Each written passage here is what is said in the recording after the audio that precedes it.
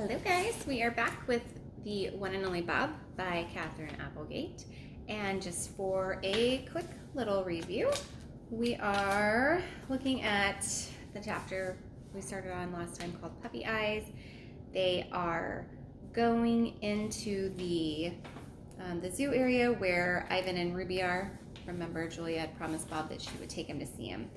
And the hurricane is on its way. A lot of times, as you guys know, you've learned in science that along with hurricanes, a lot of times they will spark these tornadoes, okay? So at this time, about the time they get into this zoo area, the Weather Service issues a tornado watch.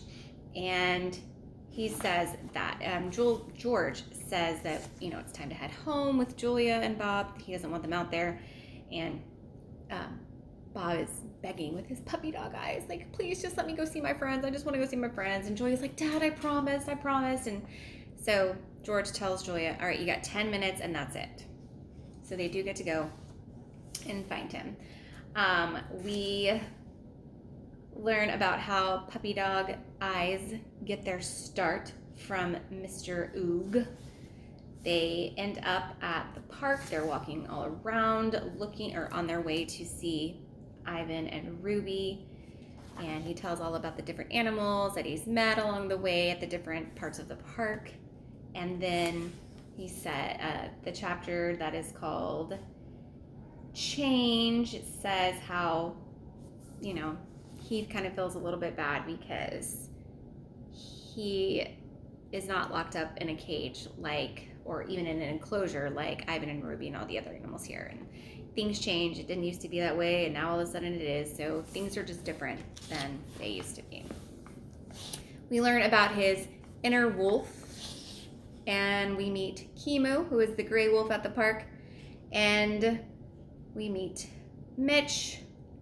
So Mitch is the mockingbird, Kimu is the gray wolf, and they talk about howling like wolves and how Kimu and Bob have never actually done that before. And then they talk about enrichment for all the animals at the park there. They all have different things they can play with or see, and Bob says, I am the enrichment for Ivan and Ruby. He's the enrichment. He's the one who helps them to have fun. So we are gonna start with this one is just called Ivan. So he has gotten up to meet them, and he has seen where they are. He has an area where he can kind of see Ivan and Ruby at the same time up on this wall, so that's kind of where he goes. So he says, Ivan gets to me first. Bob! He knuckle runs actually, and he looks as glad to see me as I am to see him. It seems like I've known Ivan forever, and yet every single time I see him, I feel kind of odd. He is so powerful, so huge, like this magnificent silver mountain that just happens to be my best buddy. Hi, Ivan, Julia calls, waving. He cocks his head and makes a soft belch, which is gorilla for, I'm happy. Maya calls out to Julia from the door of the gorilla's indoor space. Maya's a zoologist, which is a hoity-toity way of saying she has a thing for animals. It was Maya and a lot of other good folks who helped get Ivan and the rest of the mall animals moved to better places. Julia unhooks my string and gives me a stern look. No funny business, you, she says, and then she kisses my head. And stay out of sight. Ivan sidles up as close to the stone wall as he can get. I was worried you wouldn't come today, he says. Weather and all. Another hurricane, I say. It's freaking everybody out. Above me, magnolia branches sway, leaves rustle and shiver. Even the trees seem uneasy. What's new? Ivan asks. He lies back on the grass and wiggles contentedly, scratching an itch, no doubt. Not much. Had a weird dream last night. I pause. You were in it, and me, and Ruby, and Stella, too. Ivan gazes at the darkening sky. Stella, he says. Now there was a great friend. Classic elephant you'll ever hope to meet. The best, I agree. I miss the old gal. We fall silent.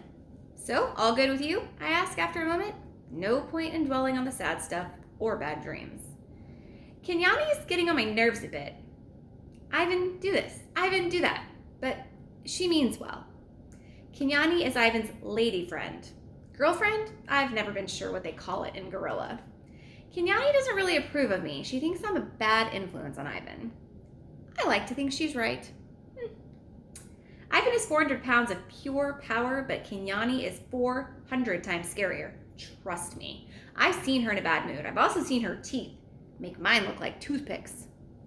Ivan and Kenyani don't have kids, but there are a bunch of baby and juvenile gorillas hanging around. They call him Uncle Ivan, and he puts up with their antics. Ivan's always been a good sport. If I had a gorilla toddler hanging off me, I'd be tempted to use my toothpick teeth. Marriage. Ivan and Kenyani are a lot like George and Sarah, as far as I can tell. They grumble and they cuddle, they help each other, they tease each other. Sometimes it looks pretty nice. Still, and all, when I smell love, I almost always smell worry.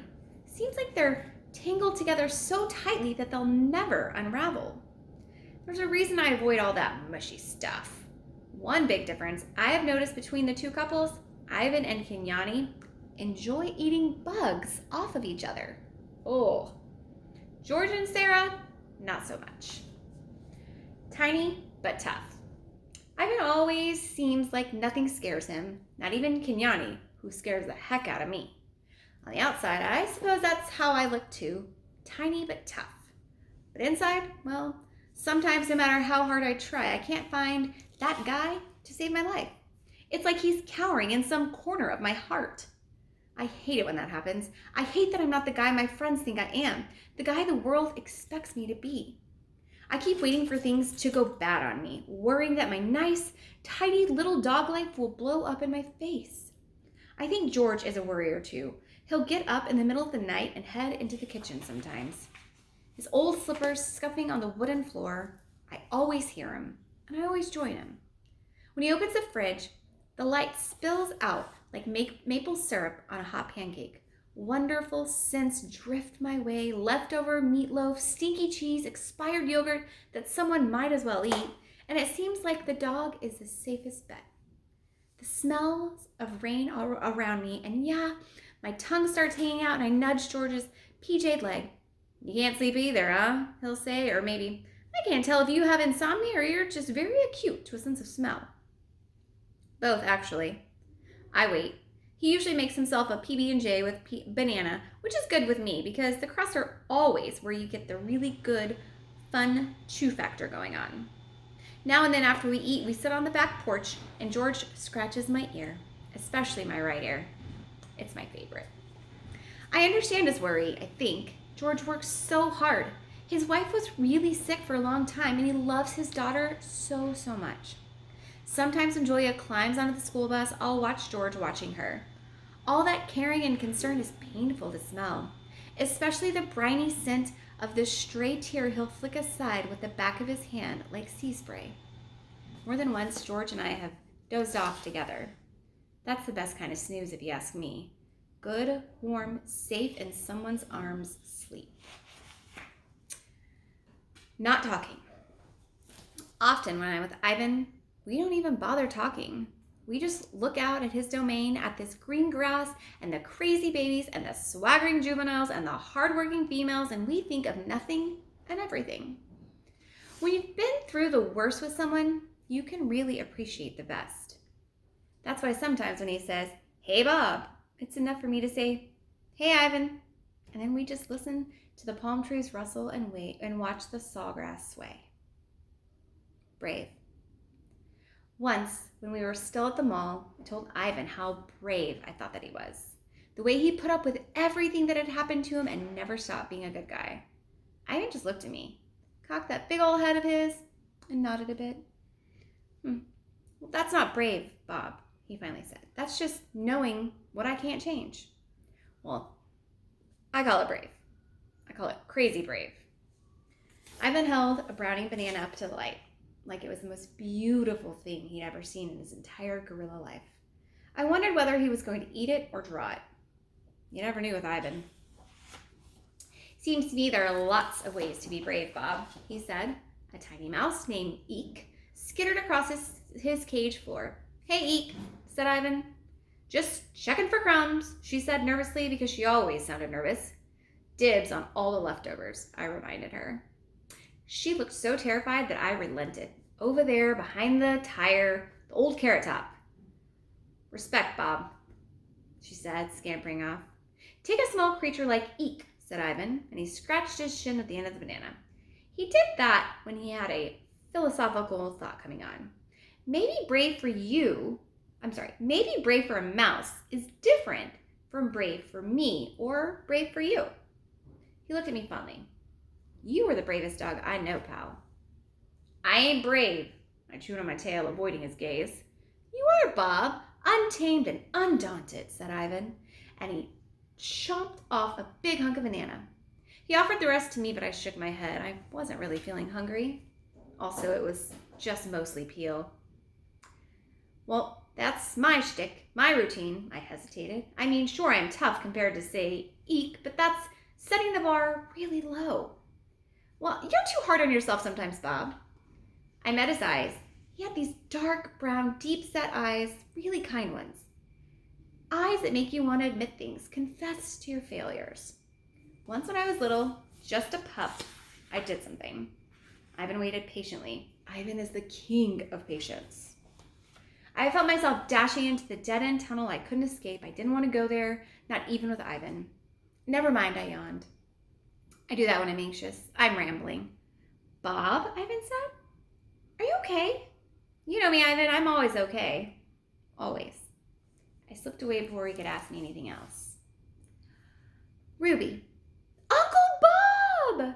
Ruby raced over, glump, glump, across the broad field that's part of the elephant domain. She's so cute when she runs, like she's determined not to trip on her trunk. Ruby adores me. I make her laugh. I read the room. I lighten the mood. I gotta admit, I am kind of adorable. When I'm with Ivan, I think, pal, we've been through a lot, you and me. We are survivors. But when I'm with Ruby, I think, girl, look at you. Hard luck passed, and here you are, so much happier, so loved. Ruby, like Ivan, was plucked from Africa as a baby. She ended up in a circus that went bankrupt, then got shipped off to Max Mall.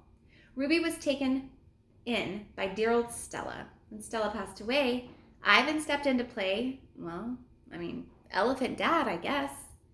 I did my part too, because I felt like I had to. It just made life easier. Elephant toddlers are a handful. You think humans are bad? Try putting a 200-pound baby elephant in timeout. Ruby's family. Little Ruby seemed much more content at the park, surrounded by her new herd. Old and young and in between, they spoiled that adorable little one like you would not believe. She deserves every minute of it. Kid had a rough start. Seems elephants hang out in packs of females. Now that she's at the park, Ruby has adopted sisters and aunts and grandmothers galore. In the wild, the elephant guys head off once they're old enough and do their own thing. Sometimes I lose track of who's who among the elephants because they're always taking mud baths and scrambling their smells. By the way, what kind of an animal actually likes baths? Mud? Sure. Ivan's art. Ivan's art. How's it going, girl? I called her Ruby as she stops near the most edging of the wall. I had cantaloupe for breakfast, Uncle Bob, and it was yummy. And then I took a mud bath. She pauses to take a breath. Do you want to hear a new dog riddle, Uncle Bob?